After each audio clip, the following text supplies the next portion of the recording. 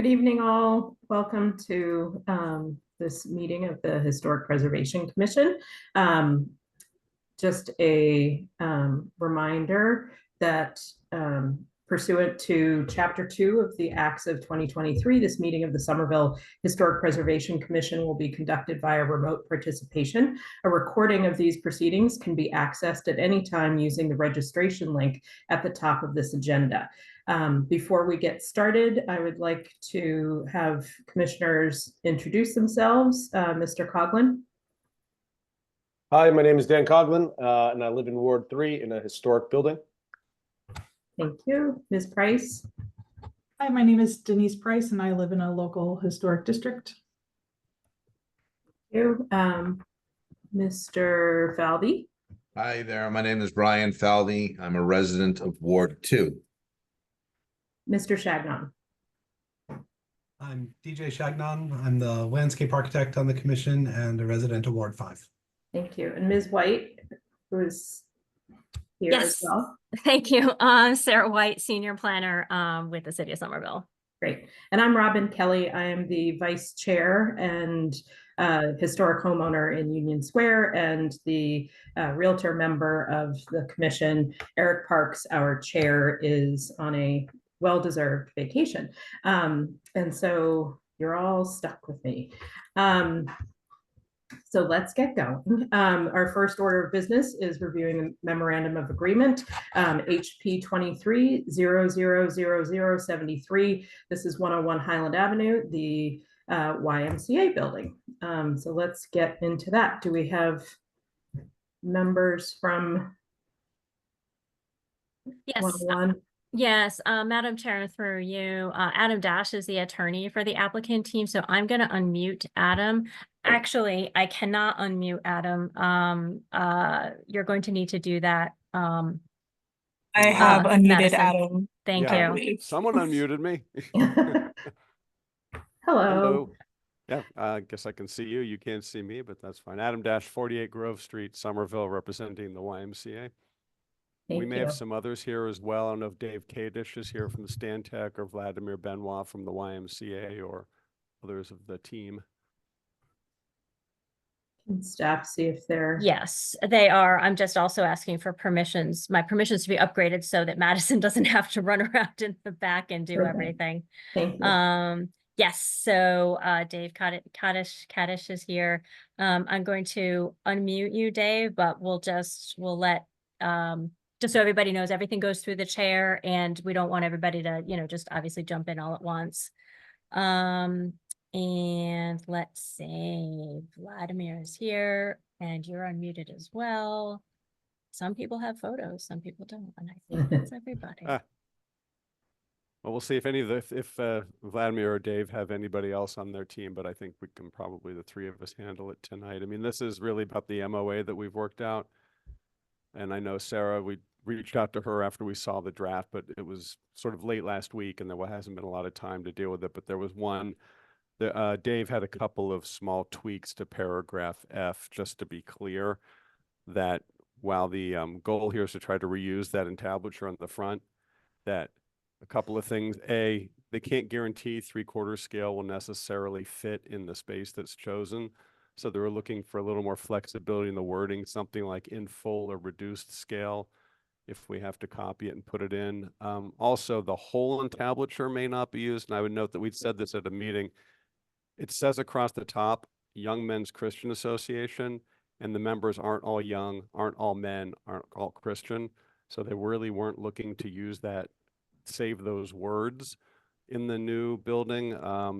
And actually the YMCA actually calls itself the Y now, not the Young Men's Christian Association, just as a organizational change. So Vladimir can speak to that more fully if you want more detail on that. But I mean, otherwise it's basically what we discussed with Sarah. I don't know, Dave or Vladimir, do you have anything to add?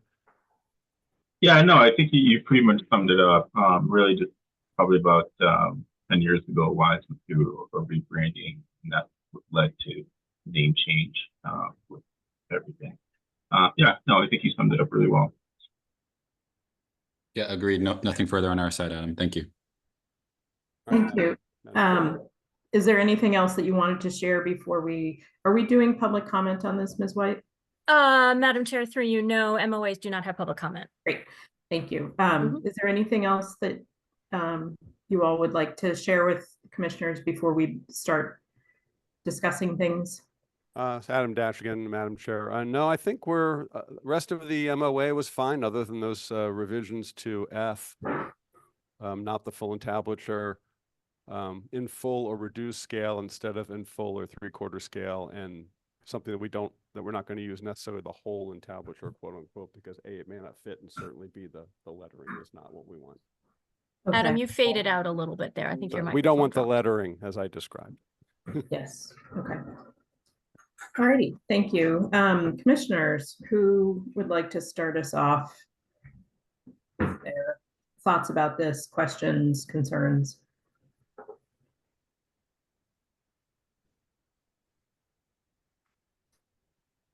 I have just a comment about, I understand that you may not be able to fit the entire front into the new construction elements that you're putting in, and that you want to delete 3/4 scale out of this.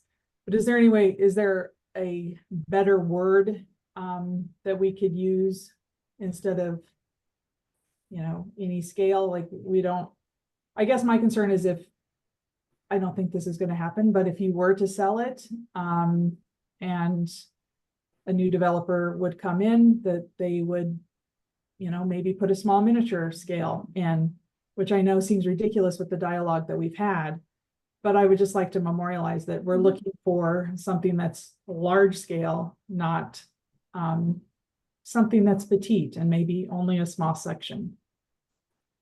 Adam Dash, Madam Chair, I mean, maybe something appropriately full or appropriately scaled or something like that. I mean, keep in mind that the rest of the language requires that the proposed installation has to be, approved by staff. So it's not as if someone's gonna put a shrinky dink 5" by 5" thing in there and get away with it. But, and then obviously the Y is not looking to do that clearly, but maybe something like that. We just want some flexibility if it's not 3/4, if it's something between 1/2 and 3/4, because that's what the room will take, depending on which room it ends up in, something like that. If I could, Madam Chair, through you. Yes. To Ms. Price's point, I'm wondering if something to the effect of, essentially, if not full scale, then a scale appropriately sized to the room in which it will be installed, or something to that effect. I mean, you can wordsmith it as you want, but Mr. Dash and the rest of you, something along those lines. Yeah, this Adam Dash again, Sarah. That was sort of what I was thinking of. Like, full or appropriately sized to the room in which it's installed sounds good. Dave Kadish, who's the architect, what do you think? Yes, hi all. This is Dave Kadish with Stantec Architecture. I think that's fine. We could probably even, if you need to limit it to no smaller than 1/2 scale, if that would please the board, I think that would be fine. I have a question, Ms. White. With regard, typically in these MOAs, as this one has a provision that it survives any sale Yes. and Yes. whatnot. Is it possible for us to go further and require that were it sold, and I know that this is like so unlikely to happen, Sure. but this is the concern. Can we require that any new owner start at the beginning, that everything is off the table? I don't believe so, no, because the thing that would restart the clock is on demolition. So when you say restart, you mean, I assume, restart with historic significance, preferably Correct. preserved, that type of thing. Yeah. Yep. What restarts it according to the demolition review ordinance is if the building has not been demolished within 3 years. So that is the trigger in the ordinance itself. And I think that if we were to put this clause, although I understand the reason for it, I think if we were to put that clause in an MOA, that Mhm. if it were sold, it has to restart from the beginning. I think that preempts, I think that is contradictory to what the law allows for. Because the demolition review the demolition determination runs with the property, not with the person. Right. Yeah, I mean, I just think that, obviously we're thinking about this in terms of the importance of the Y Sure. to the city, to this location, et cetera. Sure. And if it were sold to a residential developer, it's a different animal. And, we might have different feelings and requirements if Mhm. it were a different builder. Yeah. Okay. Well, Madam Chair, I'd also note, Adam Dash, again, that when we record the MOA, these pictures will be attached to it. Mhm. So unless the residential developer wanted to pull it in basketball courts and pools, I don't think that they would be able to comply. Excellent. Nice. Thank you. Yes. And to that's a very good point. And to further that, if I could, Madam Chair, if that future owner did not like the MOA, the only way that can be changed is to come back and renegotiate it. Okay. Thank Yeah. you Yep, sure. for that clarification. Anyone else want to share their thoughts or questions? I will share some of my concerns. I was surprised in seeing this, that there were not more elements being preserved. Certainly the street facing entablature, as it's being called, is the most prominent piece, but the doorway frame is very important. The pediments over the third story windows are very distinctive. Even the bolt plates for the tie rods, the fleur-de-lis, those should be salvaged. So I mean, it just feels like there's a lot. The lamp posts appear to be original. So I'm wondering, can someone walk us through how and why we're not salvaging more? Because I'm quite disappointed with having just the entablature. I guess Dave maybe can get more to the stylistic piece of it. Madam Chair, but I can say the problem is partly the scale of the new building versus the scale of the old building, the style of the new building versus the style of the old building, and what the YMCA's new as in like since the 1960s program is. It doesn't fit the building at all, and at some point it's just the new scale of the building is so much larger that some of these things are going to just look a little rinky-dink outside or put outside in the public way. If there's some other... Yeah, no, I wasn't even thinking on the exterior. I had imagined, incorporating them somehow on the interior.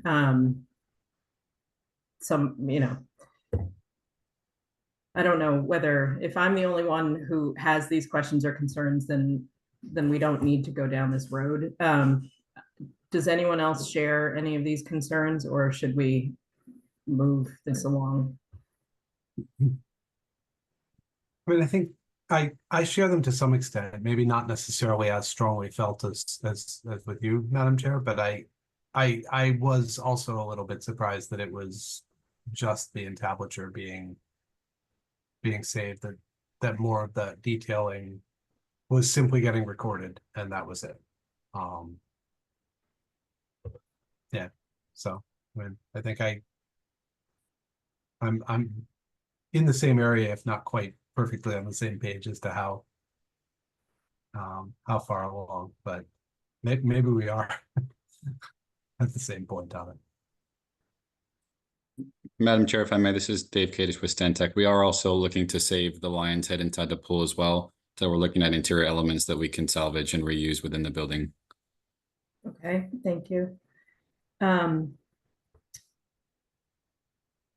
Yeah, it feels, given the scale of the building, it's so big that there would be spaces for this. I mean, for example, there are 3 examples where an entablature could go. There are 2 entablatures on the building. And so, it seems that the design could be configured. We have so many good examples in our area of, historic structures that have incorporated into new buildings. Look at, Harvard Art Museums, the Calderwood Courtyard. Look at, even the Isabella Stewart Gardner Museum. That courtyard is all cobbled together, and then the new addition there, the Cambridge Library, our West Somerville Library. We have so many good examples of incorporating things. And so it feels like it doesn't feel like this has been as important a component as I think it should be for an organization and a placement as prominent as the Y is and will be in Somerville.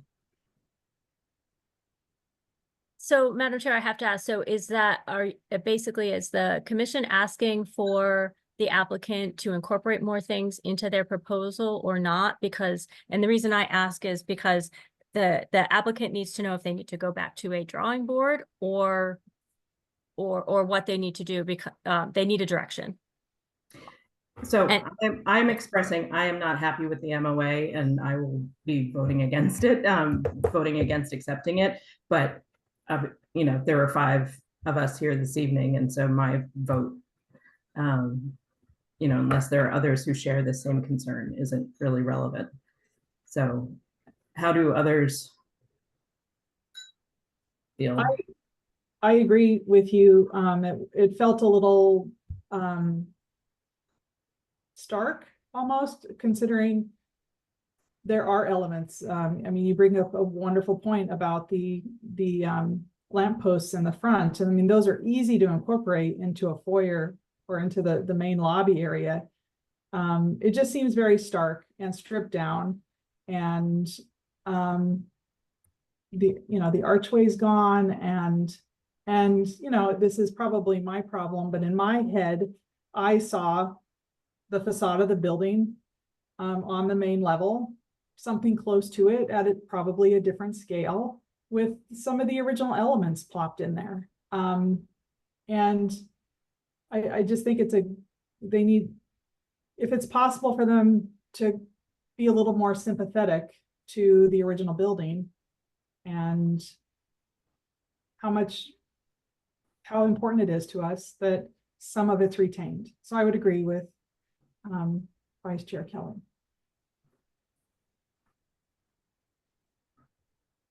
Mr. Coughlin, did you have comment? I agree with you as well. I think that just the single entablature, looking at the options that were given, I thought some were more effective than others. I thought the one in the gym, I believe, was more effective than having it kind of hanging there as a decorative piece. I thought it could really incorporate it into the architecture to make it kind of a functional element, whether as windows or as, I think in one of the options, it was actually turned into entranceways or doors, it looked like. It's kind of hard to tell by the renderings, but that's what it looked like. I thought that would be way more effective than the first option, which just kind of had it hanging there in the lobby. So yeah, I think that kind of a more thought out, whether or not it's more elements or just a more thought out, how is this going to be incorporated? How are these things going to be incorporated? I think it's important. I think there's a big difference between option 1 and 3, is basically what I was going to say. That was my comment. I like 3, I don't like 1. So yeah, I wouldn't mind seeing another pass at the MOA. So I'll just, while we're talking about the specific options, I think the pool option is really tough, given the elements that the piece would be existing in terms of humidity and chlorine and the rest. But the lobby version is the only one that includes the entire piece with the little spire bits on the top and the bottom. And so, I don't think it's handled well at all in its placement in the lobby version. I do think it's more engaging to have it, where it's actually being used as it is in the basketball version, but I'm concerned that it's being, lopped off. And some of its design elements are gone.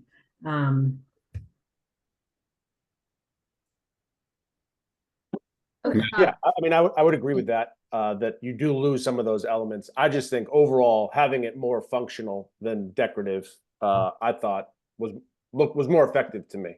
And felt like it was really keeping the element kind of at the forefront rather than it just being kind of a tacked on thing after the fact. So, yeah, that's my thought. Madam Chair, Miss White, this is Dave Kadish from Stantec again. Would it be possible to unmute and promote BK Boley from Stantec? He's also in the audience. sure. And he can speak to this as well. Thank you. Do you have anybody on your team named Jessica by any chance? We do not. Okay, so for Jessica, you have your hand raised. This is not a public hearing, so there's no public comment on this. This is just a comment. This is just a discussion between the applicant and staff and the commission. So let me see, BK. Okay, I think you're unmuted. I think I'm BK. unmuted. Yeah, I think you are. Okay, go ahead. Hi, this is BK Boley, Senior Principal, Stantec Architecture, former Commissioner of the Fort Point Channel Historic Landmark District, and also the owner of a beautiful 1890 gingerbread cottage in Oak Bluffs, Massachusetts. So what we were trying to do was show some options because none of them were perfect in our minds. The option at the front door had prominence where the other options were tucked away in the building. So we thought that the prominence and being able to see it from the outside through the transparency of our two-story atrium was a good idea. That one was more at 3/4 scale, and primarily, Madam Chair, that was because in that scheme, even with a 3-story atrium, which we're not sure yet that we can have, the entire entablature didn't fit at full scale. And so we wanted to show you one where it was hanging above, and it is hanging above in its current ornamental condition. Then we wanted to show a couple of options that looked more engaging in terms of either letting the daylight come in, using it as windows, which is what we were trying to do in the pool, or in the gymnasium, having people pass through it, which would require a modification because we would have to lower the bottom portion of the entablature or the frieze to create archways. We were liking all of them, but the team was leaning more towards the prominence of the first option. We just weren't sure, even at 3/4 scale, if we could fit it into a lobby that was double height as opposed to triple height. So those are the things that we're looking at. As far as the archways, the lampposts, or the lanterns, I think the small archway covering over that window that is on the left on the main facade is a very, very nice one. And it's a small thing. It's obviously we could put that also in the same collection of elevation pieces that we might put the large entablature in, or it might be over a door. So I think for sure we could do that. At our very first meeting, I think the focus was on the entablature itself as opposed to just doing a historic messaging thing. So that was really where we and the team were focused on trying to come up with ways to preserve that in some form. In addition to the lion's head, I think your ideas about the lanterns are quite interesting.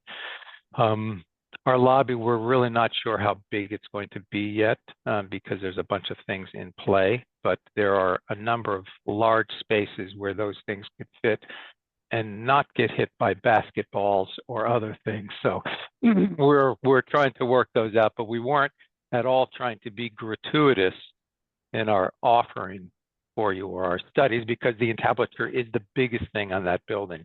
And so we were really trying to tackle it in earnest. Thank you. So it sounds like there is enough of us have concerns about moving the MOA as it is written forward. And so, Ms. White, how would things, how do you need things to be expressed if we're kicking this back to you? Sure, Madam Chair, through you. Thank you.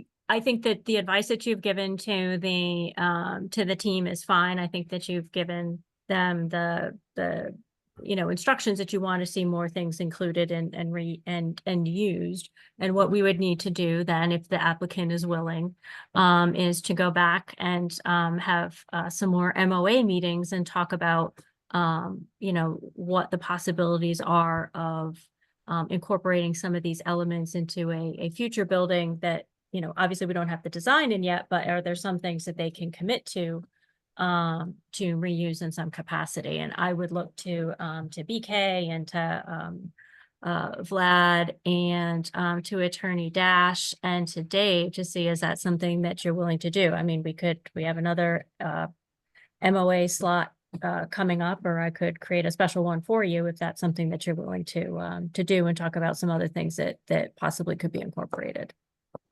This is Adam Dash, yeah, Madam Chair. I mean, either that, or if there was some wording you wanted to put into the MOA that we've got to wrap it up now, that we would, it sounds like from what BK had said that the archway and the lamps are not unincludable. So we could, add that in, or if you would prefer, we can go back and talk to Sarah, certainly your call. And I think, I'm sorry, Madam Chair, may I just respond quickly?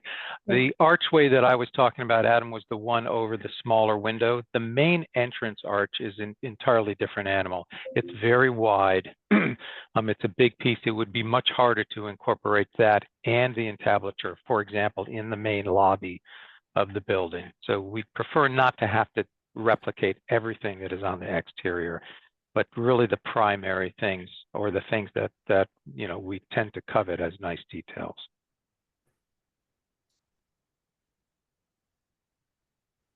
So understanding it, having all of that in the entry would be challenging, but again, it seems like there are lots of different spaces, and there will be doorways, and but so, okay. I mean, I think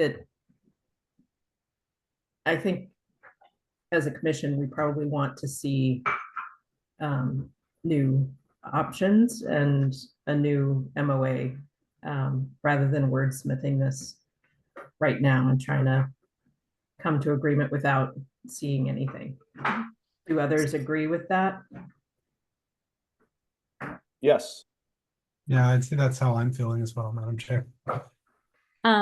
So Madam Chair, if I could through you, I think that one of the things that we should probably talk about now is, and we can go back and I can go back and continue to have discussions with the applicant team, because they've been great to work with so far. So I, expect nothing less going forward.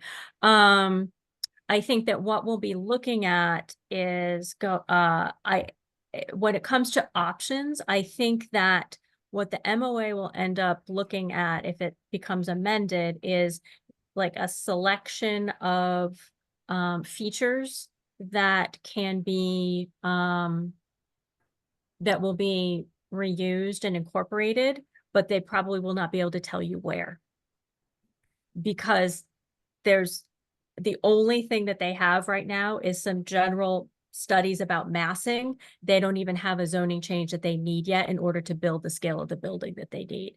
So I think we could identify features that could be reused, but we won't be able to give you options as to exactly where and how. Whereas I think with the entablature, because of the importance of that, they were able to come up with a few options, knowing that there were areas like a locker room in the front lobby and the pool that might work with. Is that, am I speaking fairly, BK and Attorney Dash? Well, yes, Adam Dash, I think that's exactly so, Sarah. I mean, we've had this discussion before at the commission, that it's always a chicken and egg thing where we don't have the building designed as of yet. We've just been talking about mass, and that's sort of why the plans look like the plans that you've seen, because we don't even have the zoning change that's in front of the city council right now done, without which we can't even do anything. So it's a little premature on that, but yeah, I think a list of the items, and certainly I think that the commission has listed some of them and also given us some information about how the activation versus non-activation thing is something we can certainly also look into. Is there a reason that we need to be deciding this now? Can we wait until there are drawings?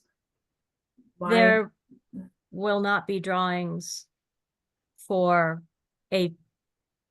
I don't know how, very, very long time before there will not be drawings before the demolition delay is out. I was just Um, going to say that I think the demolition delay is going to expire Will before we expire. get drawings of Yeah. on buildings of this size, and a lot of the complicated lot like this. It's not a simple thing to draw. Okay. Yeah. Thank you. I would bring to the commission's attention, if I could, Madam Chair, through you, when the high school was being done, and Madam Chair, I'm not sure if you were on the commission at the time or if you came after, but It was after. it was after, okay. Yeah. So when the high school was being done, so the remaining built portion of the high school, which we refer to internally as the 1895 building, because that's the year above the door, it was flanked by two wings, right, from like the 1920s. And what we did when we went through, it was actually a MEPA review, a Massachusetts Environmental Protection Act review, which I know it sounds weird that there would be like a review of historic buildings with that, but that is the way that act works. And the memorandum of agreement we came to was very much the same thing that I was just explaining to all of you before, which was specific elements, a lot of the terracotta bas-reliefs, and other elements on those wings that were going to be torn down were identified for reuse in the new high school structure. And we had absolutely no clue what that building was going to look like at that point. So that we had to do in anticipation of what was going to happen in the future. So that would be the same approach that we would need to take with this building here. Does that make sense? Yes. Okay. In that case, do folks feel that this should go back to another meeting with staff and the project folks, or do we want to indicate which elements should be incorporated without understanding specifically where they might go? I think they could go back to staff. I don't think that it would be that big of a meeting or long of a meeting if they just identify a handful of elements that they think could work in a future building, regardless of what the design may be. I think that should be pretty straightforward for them. They know the building better than we do, so they should be able to identify those things pretty quickly. Yeah, and then I think the next meeting will probably be pretty easy, because we'll see the ones that they have highlighted and we'll go from there. It's Madam Chair, through you, that's easy enough for me to do. Attorney Dash, does that work for you? Absolutely. We can set up a meeting with, if that's the commission's pleasure. Happy to always talk to Sarah. Okay. Well, somebody is. Yeah. All right, so do we need to take a vote on this, or? I think you're okay to not, Okay. and you've just given them instruction to go back, so that's fine. And Attorney Dash, what I'll do is I will email you as soon as I can. I can look for something either later this week or sometime early next week. Thank you, Ms. White. Happy to find that in my inbox. Thank you. All Thank right. you. Thank you, Madam Chair, commissioners. We will be seeing you. Thank Thanks, you. everybody. Thank you. Thank you. All right, so moving along in our agenda, the next item, we're moving on to determinations of historic significance. This is the first in a two-step process for the demolition review process. The item we're seeing tonight is 33 Cedar Street. This is HP 24-000061. The applicant is Beantown LLC. The owner is Genevieve Hansen, and the applicant seeks to demolish a building constructed more than 75 years ago. Again, the discussion here is as to whether or not the building is in its existing condition historically significant. We're not discussing, what might go there. We don't know what may go there. It's just whether it's historically significant or not. Is there anyone from the applicant team here? Yes, Madam Chair, through you. Attorney Dash, do you have your hand raised for this as well?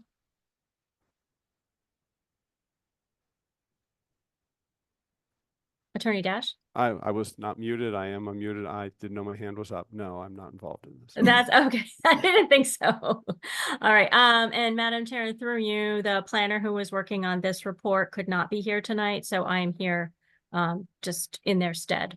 Thank you. Okay. All right. So Julian Lewis is here. Julian, I am going to unmute you. If you could please do that on your end, that'd be great. Can you hear me? We can. Great. Good evening, Madam Chair. Hi, Sarah. Greetings. Hope everyone's doing well. Having a nice summer. I just wanted to clarify that we are the current owners of the property. At the time we applied with the historical preservation application, we were not the owners, but we do now. We took title and we are the owners now. So on behalf of Beantown LLC, just a little background on the property, some information. There's a single family sitting on the lot, about 2,000 square feet. The property is located in the Spring Hill, Porter Square neighborhood of Somerville. Public record states it was built somewhere in somewhere around 1900. It's a 2.5-story structure featuring gabled hip roof, has asbestos shingle siding. The house is currently vacant, and we're applying to demolish the property, and this is the first step, as we understand. We look forward to hearing any comments, questions, concerns, and we had a chance to review the staff report. And yes, so I guess I'll turn it over there, and I'm happy to answer any questions that anyone has. Great, thank you very much. And now we will open this for public comment. Members of the public will have 2 minutes to speak on 33 Cedar and its historic significance, if they would like. Is there anyone? Ms. White? Sure. Madam Chair, thank you. Through you, if anybody has a comment to make about this property, please raise your hand and I will unmute you. And Madam Chair, we do not have any takers this evening. I'll wait another couple of seconds, but it looks like you will be able to close the public portion of this case. Thank you very much. We will close the public comment portion of 33 Cedar. Commissioners, what are your thoughts on 33 Cedar?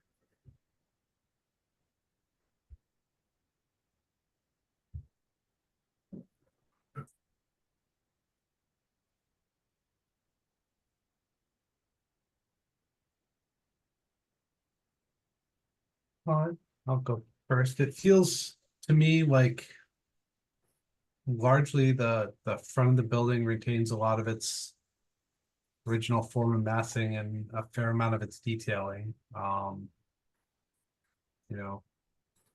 some extent more so than the some of the houses adjacent to it that are of similar style. But I think it, on the architectural merits, feels like it's got a fair amount of its integrity, unless there's something I'm missing in terms of alterations, having looked over the staff report.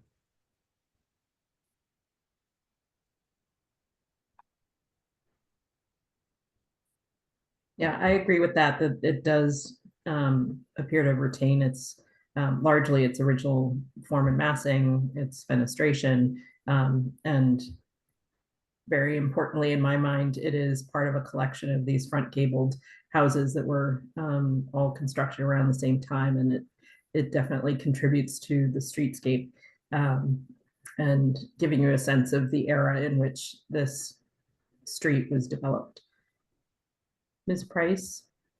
I would agree with everything that's been said. I know that it, needs some love, but I think it's very charming, and I absolutely love the arched window at the gable in the attic area.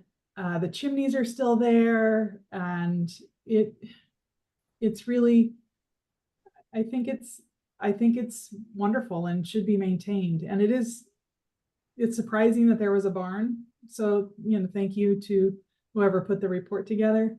It was surprising that there was a little barn in the back, and I can see through Google Earth that that's gone. It just hasn't been touched. So I think it's a great opportunity to make restore a wonderful property.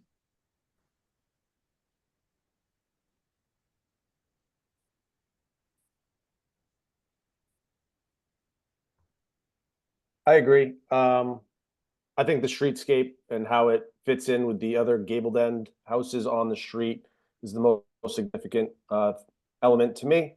I think there's 6 houses in a row that have the same exact kind of look, and then there's several across the street. So yeah, I think that it fits right in with all of those houses, and I think it would be preferably preserved. Tonight, just to clarify, we're talking about historic significance. Right. Thank you. Yeah. Mr. Falvey? I agree with the comments and observations that have been made. I actually found it an appealing looking building, and it does seem to have retained a lot of its original structure as such. And for that reason, I would definitely feel as though it would be architecturally significant, and I would support looking at it as a significant building. Thank you. Mr. Chagnon, did you have more you wanted to share? No, I was skimming the Google Street View to sort of check my original impression that it sort of retained more of the detailing and massing than the others. And in retrospect, I think it's the building just to its left, just uphill, definitely seems to contribute less than it does, but a lot of the other ones still have their detailing further away. And I think like Mr. Coughlin said, it fits really nicely into its group. It keeps up the rhythm of the streetscape, and I think it despite having lost some of its detailing, it's still got a lot of that character. Great. Yeah. Would someone care to present a motion? I would move that we find the building at 33 Cedar Street historically significant. Do I have a second? I'll second that. Thank you. All those in favor of the motion to find the property historically significant, say aye. Aye. Aye. And then I'll do roll call. Mr. Coughlin, Yes. Ms. Price, Yes. Mr. Falvey, Yes. Mr. Chagnon, Yes. and I will also say yes. So thank you, Mr. Lewis. We will see you at the next step, which is determining whether it's preferably preserved or not, and staff will be in touch. Thank you so much. Have a great night. Thank you, you as well. Alrighty, so and now we get to move on to another what is the second step for this next property. It's determination of preferably preserved status. This is HP 24-0000045 33 Vinyl Avenue. The applicant is Niranjan Gali, and I apologize for mispronunciations. The owner is Thomas E. McAllister, and the applicant seeks to demolish a building that is at least 75 years of age. At our last meeting, we did find that the building is historically significant, and this evening we are going to discuss whether we think it is preferably preserved or can move forward with demolition. Madam Chair, through you, Mr. Gali is here, and I've unmuted you. If you could unmute yourself, that would be great. I'm unmuted. There you go. Thank you. Awesome. Well, good evening, Madam Chair and the members of the committee. My name is Niranjan. I've been the resident of the city of Somerville. So we are planning to, demo 33 Vinyl Ave, and this is one of the step to review from the historical significance. This property has been in a state of despair and needs some love. The property is located in Prospect Hill neighborhood near Union Square. It's somewhere around 2,200 square feet, 2.5 story with a mansard roof. Has also has asbestos shingle and is currently vacant. Our intention is to replace it with a new structurally sound building, which will not only align with the Somerville vision, but also aligns with the new MBTA objectives. We are mindful of the community and the streetscape that it belongs to. And we do hope that our design will preserve the neighborhood's overall integrity with something that looks much more Victorian in style. We do respectfully ask the board to review the application and with accordance to the bylaws of Somerville, and back to you guys. Thank you. Thank you. And we have not received any designs or indication of what will be. No, I don't have it with myself. It's there are multiple steps, and I've been working with my architect to see what can we come up with, and at the same time we are working with we wanted to work with planning. We haven't provided any design yet. Okay, thank you. I just wanted to be sure we hadn't missed any piece. And so at this time, we'll open public comment if there is anyone wishing to speak on 33 Vinyl. Madam Chair, I almost called you Madam Dash. I don't know why, because I was looking at Adam Dash. There he is. Madam Chair, thank Madam you rhymes for with you. Adam. Yep. Anybody who has a comment to make about this case, please raise your hand. And let's see, Meredith Porter has his hand raised. And Mr. Porter, if you could just give your name and address for the record, please. And actually, if you could hold on 1 second, Madison, could you please put the timer up for 2 minutes? This will just take a second. Just give me 1 second. All right. And Mr. Porter, you may go ahead. Okay, Meredith Porter, 104 Josephine Ave. I would hate to see this house demolished, and I know that many others would too. And I hope that you will find it to be preferably preserved without any conditions.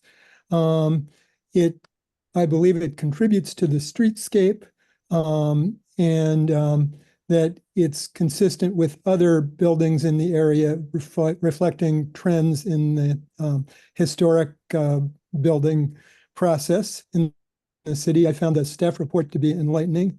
I think that a replacement would detract from that streetscape.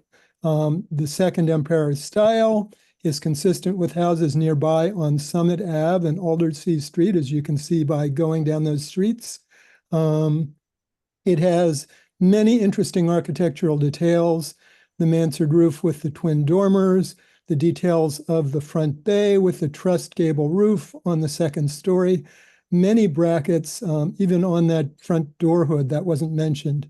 One thing that bothered me a little bit was, I know this isn't really necessarily germane to your discussion here, but as far as a replacement structure, the new owner talked about replacing with a new building, but the intention is actually to build 2 semi-detached houses, which I realize would present as one large structure, but it would be a much, much larger structure than what's there, and with a backyard cottage in the rear. And I found it a little bit disturbing because this is the only public hearing that many of the neighbors will even probably be exposed to, and it doesn't really reflect exactly what the intentions are. So that troubled me a bit.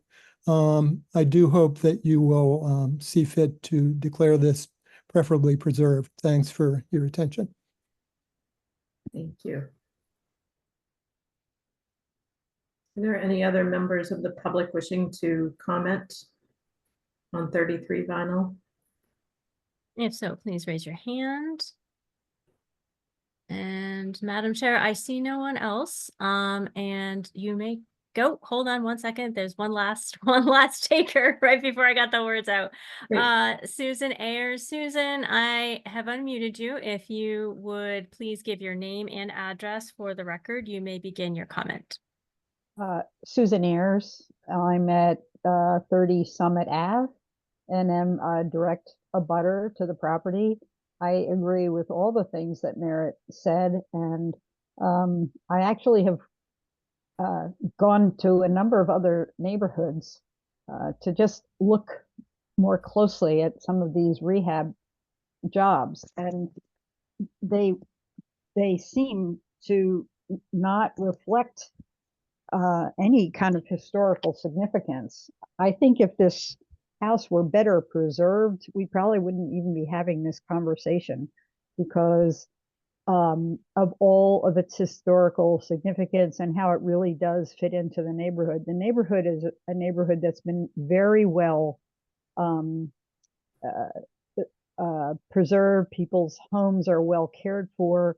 And those of us who are in the neighborhood feel like this home really absolutely needs to be brought back to its original glory, and would fit in beautifully with the other streetscapes as outlined in the report. So that's what I have to say. I hope it will be considered to be important to have it historically preserved. Thank you. All right. And oh, well, now everybody's coming out of the woodwork here.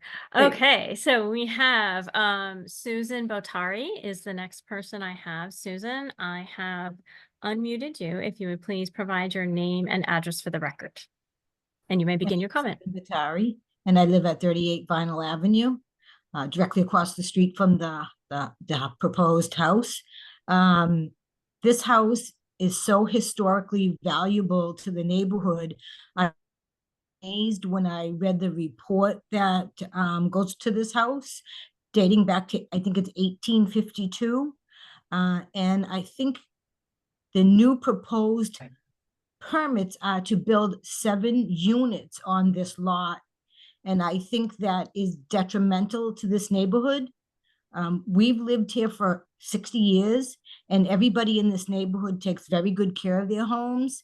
And I really think something that's being proposed, even though there aren't any plans, it's been made clear they want to do 7 units, would be, you know, an eyesore to this prestigious Prospect Hill area. Thank you. Thank you. Right. All righty. And the next person I have is Rebecca Emmy, and I'm terribly sorry. I have just unmuted you. You can go ahead and speak, and please help me in pronouncing your name properly. Hello, and thank you. You did a great job with my name. It's pronounced Amy, and it's impossible for anyone. So you really did. Sorry, thank you. I live at 23 Vinyl Ave, and I've been there for 27 years. I've been in the neighborhood for 33. Part of what I love about this neighborhood is the beautiful architecture, and I agree with everyone who spoke previously that it would be a real shame to tear down a building that is existing, that just needs some love and care put into it. I don't think that it would be right to put 7 units in there. I agree with Susan that that seems really out of scale to the neighborhood. And I think it would change the street dramatically and the area dramatically. And I think that part of what makes Somerville unique, Boston unique, in fact, is its historic you know, the fact that we've been able to keep that history alive. And I think we're losing more and more of that, and it's a real shame. And I think that we should care for what we have and preserve what we have rather than building things out of poor materials and seeing them fall apart in just a few years. These places have been here for over 100 years and they're still standing, and we don't make things like that anymore. And I think that it's important to hold on to what we have. So I feel very strongly about that. Thank you. All right. And let's see, we have one more person. We have Sean Staples. Sean, I am going to unmute you. If you would please provide your name and address for the record. Hi, my name is Sean Staples. I live at 17 Wesley Park. I've owned and occupied my house for 25 years, and I lived in Union Square for 5 years previous to that. So basically, I would just like to lend my voice to and show support to everybody that's spoken so far this evening. In the time that I've lived here, I've certainly seen Union Square and Somerville in general go through a lot of changes, and it's become an incredibly desirable place to live. I know why it's a desirable place to live because I've lived here for 30 years, but along with that, there's been so much development that's happened, and it's really it's unfortunate to me that it seems like developers come into the city profit motivated, and ultimately what happens is that the city, the character of the city suffers. And in the time that I've lived in this city, I've seen numerous structures that were beautiful that I think with some care could have been brought back to their original beauty. But I think it's typically easier, and there's a better profit to be made by tearing them down, and as Miss Amy said, rebuilding with cheaper materials and squeezing as many units as you possibly can. So anyway, I would hope that the board finds this structure historically significant, and it's not torn down. Thank you. Thank you. All right, Madam Chair, I'm looking around. If anybody else has a comment to make that hasn't made one before, please raise your hand. And as I'm waiting just to see, one of the things that if I could, Madam Chair, just clarify for everybody Yes, that. thank you. Okay, sure. That if this building is determined tonight to be preferably preserved, which is the stage that we're at, the only thing that that determination can do is it can delay demolition up to 18 months, but it cannot permanently prevent demolition. So just as long as everybody, everybody's aware of that, because I don't want anybody going away, you know, with a false understanding of what the process does at this point. And also, to Yes. expand on that, there were a number of comments about concern with the number of units and the size of the structure that might replace. We, as the Historic Commission, have no say over any of that. We can only speak to the historic significance or preference for preservation. Zoning and planning would have to approve things, or things can be done by right if it's in the zoning. So Correct. So thank you, Madam Chair. So I have no other takers, no other hands are up. So you may go ahead and close the public comment portion of this particular case. thank you. Let's close the public comment portion of this and turn to commissioners to discuss 33 Vinyl. Who would like to start us off?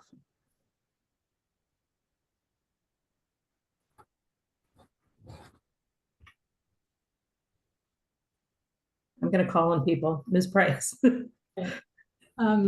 I feel like the property is historically significant. It's a really unique building. It adds to I mean, it maintains the streetscape. I think taking it down is a shame, and it isn't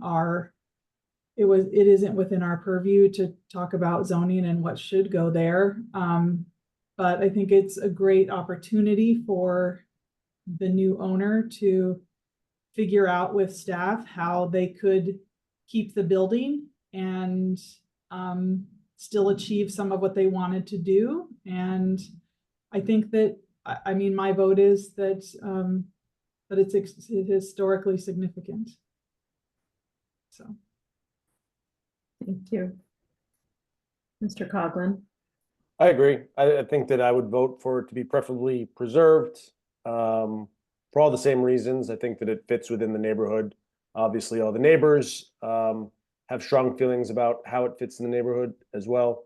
I think that the owner would be smart to kind of take that into consideration when deciding how to move forward.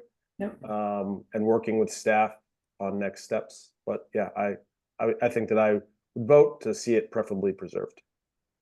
I will share some thoughts as a realtor representative, and Ms. Price can also chime in on this, but I think there are not enough properties in Somerville that are preserved well and then added on to in interesting ways. And so I think there's great opportunity to, add more units there. We do need more housing. And it is if zoning allows for it, then that's great. But I think there's a way to accomplish both things. It may not end up being 7 units, but it would be much, much better and more valuable in terms of the turnaround sale price to preserve well the original building as opposed to a lot of what we see, which is fairly generic or really bastardized 3-story mansards with these crazy full height 3rd floors that overhang the 2nd and 1st floors to maximize the living area on the 3rd floor. And so, because that's not, that doesn't help us in terms of preserving 3-story mansards. That's just an ugly new building. And so I think there are good ways that the owner would be able to, achieve some of what he wants while respecting the historic fabric of the city. I think to avoid getting called out and called on, I'll chime in directly. Yeah, I think I would agree with most of what's been said, and I would encourage the applicant, assuming that the vote goes the way it's sounding like it's going, that this ends up voted preferably preserved, to reach out and to explore the potential in a memorandum of agreement. I think that preferably preserved as compared to no information is a different sort of decision than if there were plans in front of us to be comparing it to as well.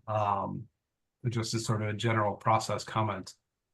But tonight's the night that the vote is happening and we have the information we have, and the applicant's noted that he doesn't have developed plans yet, which is fine. But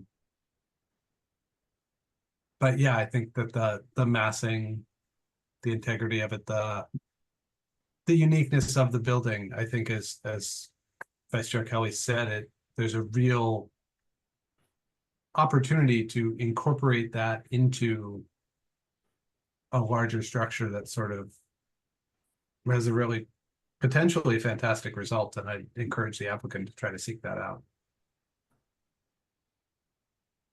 Thank you. Mr. Falvey, do you want to share anything with us? Yeah, I mean, I support and agree with all the comments that have been made. I think the demolition of the building would be detrimental, just based on the comments that you've heard from the neighbors and people across Somerville who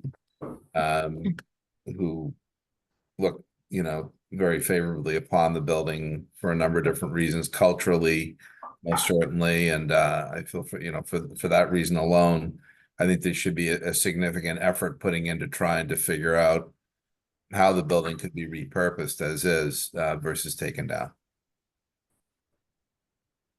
Thank you. Any other thoughts or comments from commissioners? Would someone like to propose a motion? Sure, Well, I go ahead. propose a motion to find the property at 33 Vinyl preferably preserved. I will second that. All those in favor of finding the property preferably preserved, please say aye. Aye. Aye. And I will do a roll call. Mr. Coughlin, Yes. Ms. Price, Yes. Mr. Falvey, Yes. Mr. Shagnon, Yes. and I will also say yes. Thank you, Mr. Golly. We will, yes. Sorry, Madam Chair, forgive me, if I could, Oh, we need through you. findings. Yes, correct. Thanks. I will take a stab at it, that in terms of findings, we believe that the property retains significant historic significance or historic integrity and contributes to the streetscape.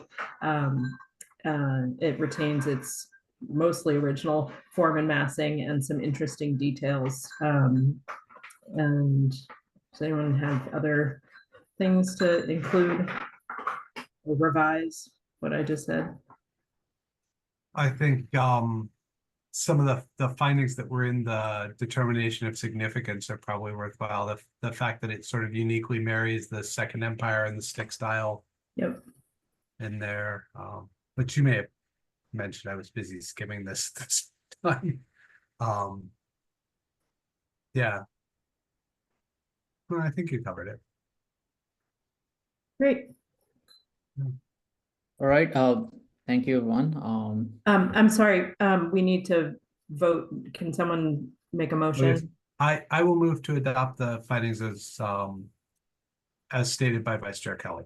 Thank you. Can I get a second? I'll I second. that. Great. Seconded by, we'll say Mr. Coughlin. All those in favor say aye. Aye. Aye. Aye.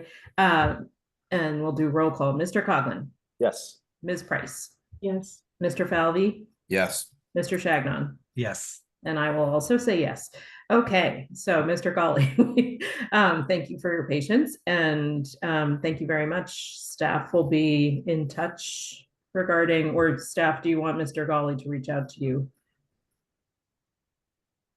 Sarah, you're muted. Or Steve. Mr. Carey.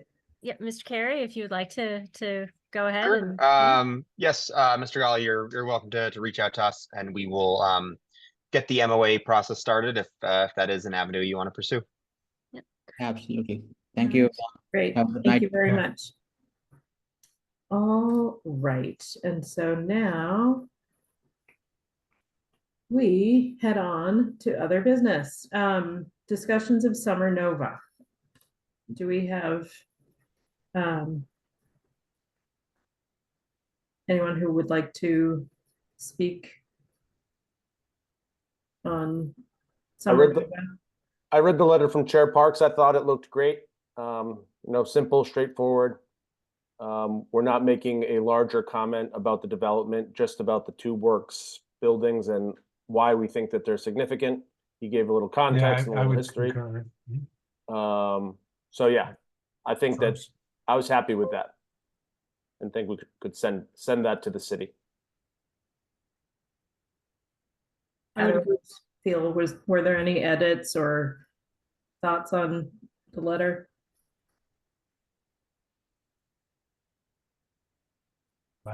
My connection glitched out for a moment there.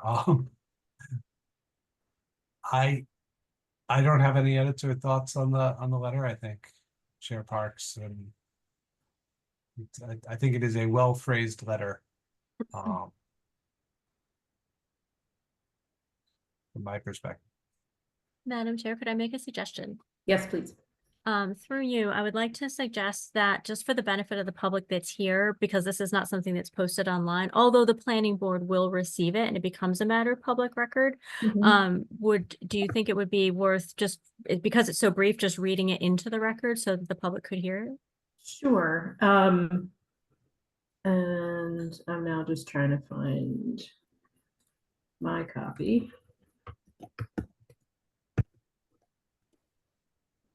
Madam Chair, I have it open if you'd like. I've got it, actually, Okay. just found it. So, so this is a letter written by Chair Parks, regarding the Summer Nova, project that the, commission is discussing sending on to, the planning board. So dear members of the Somerville Planning Board, the purpose of this letter is to provide historical background of several parcels contained within the proposed Somerville Innovation Overlay District, a zoning amendment for which is now before you, that needs to be reworded, for consideration at the request of Summer Nova. The American Tube Works Company was started in Somerville in 1851 and was the first American company to produce seamless brass and copper tubes. These tubes were originally for use in locomotive, ship, and stationary steam engines. Prior to introduction of the seamless tube, all engine tubes were brazed, made of strips of metal in a rounded form with the edges welded together, creating seams that could leak or weaken. Holmes Hinckley and Daniel F. Child, two of the original partners, were early locomotive manufacturers and innovators. By 1865, the company was the second largest employer in Somerville, and by 1912 was one of the largest employers in Massachusetts. By 1933, the company was reported to be the largest manufacturer of copper pipes and tubes in the United States. In 1934, the company changed ownership and moved out of Somerville. Of the 20 buildings left standing at that time, only 7 remain. The overlay district proposed by Summer Nova would encompass 4 of these: 440, 444, and 460 Somerville Avenue, 24 Dane Street. Only one of which is owned by Summer Nova. That's 24 Dane Street. These remaining buildings retain considerable integrity and still tell the story of the American Tube Works' remarkable history in our city. As such, they are valuable assets. This history has not yet been recognized by the creation of a historic district, but it is our hope that that occur. We offer no opinion on the proposed Innovation District zoning amendment, other than that we would be opposed to anything that incentivizes the loss of these American Tube Works buildings. Sincerely, the Historic Preservation Commission. Thank you, Madam Chair. I think that was helpful. Great. And so, as a point of clarification, do we need to vote on this to send it, or okay? Yes. Could I make the suggestion that I think that there was like a little wording glitch at the beginning or Yes. something like that, that, you know, with that correction, and that your motion would be that, that you accept the proposed draft as the letter that you wish to send to the planning board as a matter of comment, and we'll send that for you on your behalf. Yeah. Great. I think Mr. Coughlin has a question. Yes. Yeah, I actually did have one quick comment. I don't know if it's something that we need to add, but 3 of the properties are not owned by Summer Nova. So they're making a text amendment that includes properties that aren't their own. So I don't know if that's worth pointing out in the letter. I mean, the city knows that, and Summer Nova knows that, but just kind of bringing attention to the fact that they are proposing a zoning amendment for properties that they do not own, I think is significant, in my opinion. Yeah, so I think that the letter mentioned 444. Is that the one that's Summer belongs to? No, the one in Dane Street belongs to Summer Nova. Yeah, they own Dane Street. Yeah. I excuse me. I think that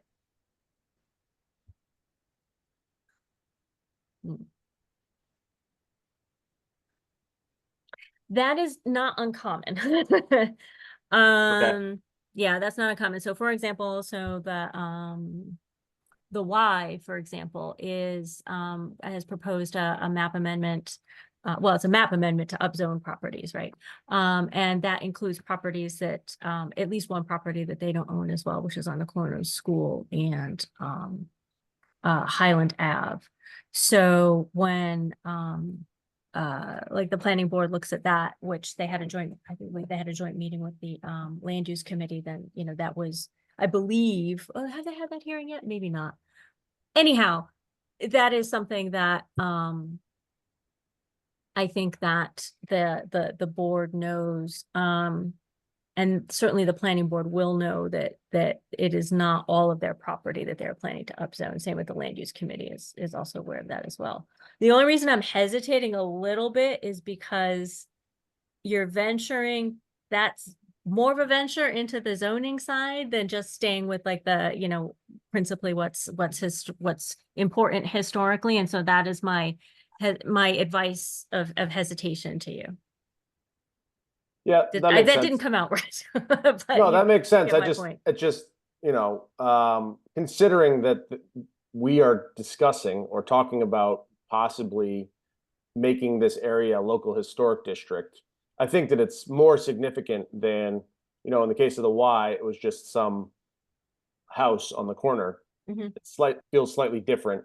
But either way, yeah, I don't need to include it. I just thought that it seems important that they're talking about wanting to change the zoning on buildings that we think should be historic or might think should be historic, and they don't own them. So that's all. But I I will- understand your point. Just my thoughts, and Yeah. the commission absolutely, the decision is yours. Okay. Yeah.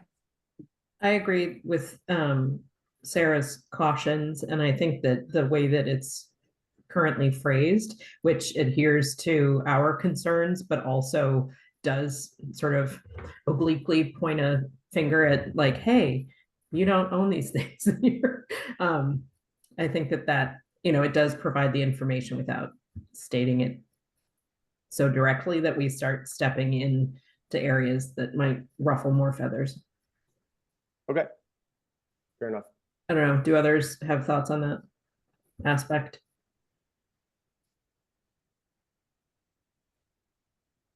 I think this is a good start, and at least it places a flag out there with our opinion.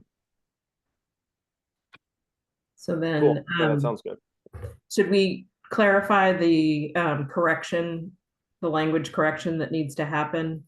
So when I read it is technically grammatically correct. It's Is just it? sort of stilted. It's a Okay.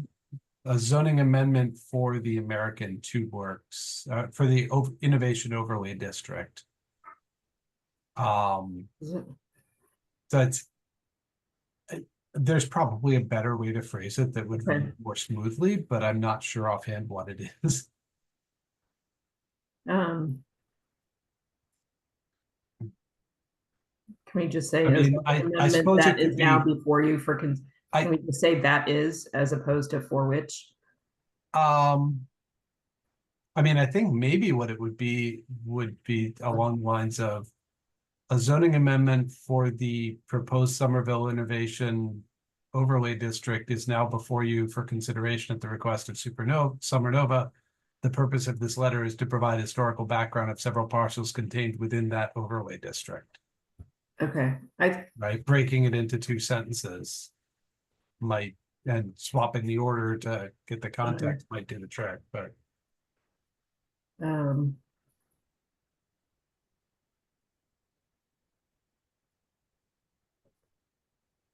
Right.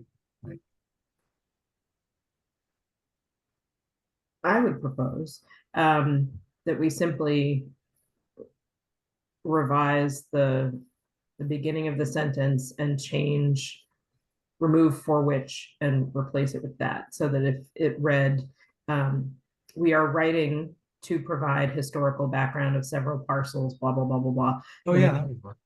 So we are, as opposed to the purpose of this letter, just say we are writing to provide.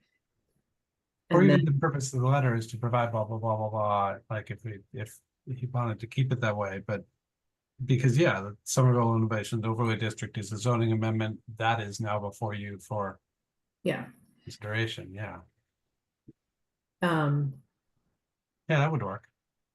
That in place of for which seems to fix it. Okay.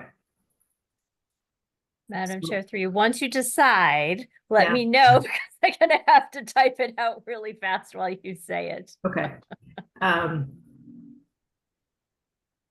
Anyone have objections to simply changing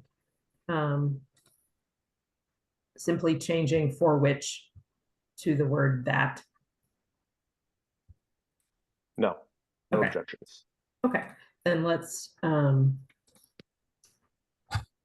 with that. Did you get that, Ms. White? Changing the "for which" to "that," yes, but did you want to change the beginning of the whole sentence as well, or is it just the "for which" and "that"? If others aren't worried about Okay. the beginning, then let's not complicate things. Okay, and can I just call for a vote, or do we need a motion? You should call for a motion. It keeps it cleaner. I will move that we, are we moving that we send the letter as amended? Mhm. Second that. Great.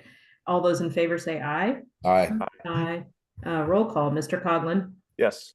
Ms. Price, Yes. Mr. Falvey, Yes. Mr. Shagnon, Yes. and I will also say yes.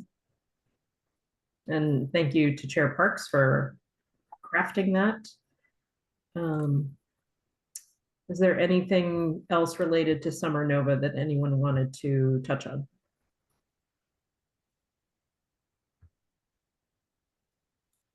Okay, in that case, minutes from July 16th. Do we wanna, did anyone have any thoughts on those? I read through them and didn't see anything glaring. Same here.